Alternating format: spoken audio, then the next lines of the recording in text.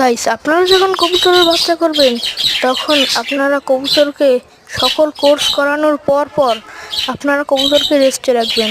রেস্টে রাখার পর কবুতরকে আপনারা জোড়া দিবেন। জোড়া দেওয়ার পর কবুতর যখন ডিম পারবে, ডিম পাড়ার সময় কবুতরটি যেন অসুস্থ হয়ে না পড়ে সেই দিকে খেয়াল রাখবেন। এবং কবুতরের বাচ্চা হওয়ার পর কবুতরকে ডাবলি, ছোলা, ভুট্টা এরকম বড় মোটা দানার খাবার দিবেন। এতে কবুতরের বাচ্চা খুবই শীঘ্রই বড় হয়ে যাবে। যেমন আমি এখন ধান দিয়েছি, আমার কাছে ওই গম নেই, আমি এই যে এর সাথে ইটের গুঁড়া মিক্স করে দিয়েছি। এগুলো আপনারা কবুতরকে দিবেন, তাহলে কবুতর সুস্থ থাকবে। আর কবুতর সুস্থ থাকলেই আপনারা ডিম বাচ্চা করতে পারবেন। আর কবুতরকে 2বার বাচ্চা করানোর পর অবশ্যই রেস্টে দিবেন, না হলে আপনারা ভালো কবুতরের বাচ্চা এর থেকে আশা করতে পারবেন না। আশা করছি আপনারা সকলে আমার কথাটি বুঝতে পেরেছেন।